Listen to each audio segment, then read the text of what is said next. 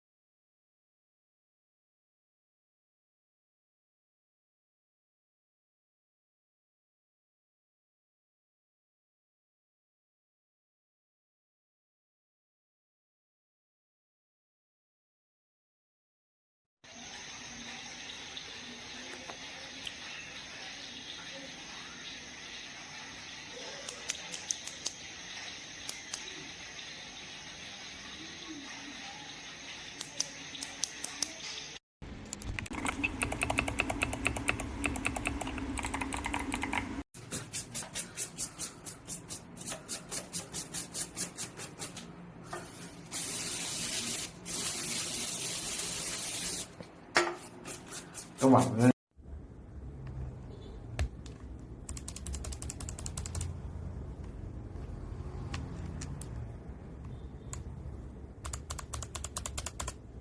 Nhà sống mà không hạnh phúc thì dù cho có trường sinh bất tử thì cũng chỉ là vô dụng.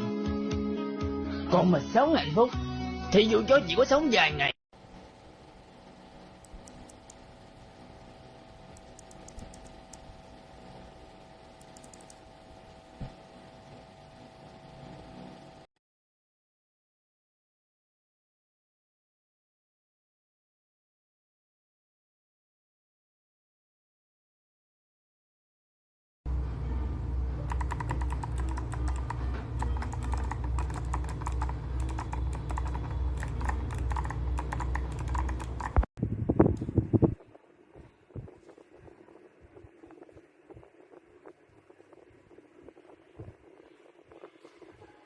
Yeah, keep it between you and me, keep it hush. Yeah, cannot believe it in me, I think it's lust. Sister on my third, I be like.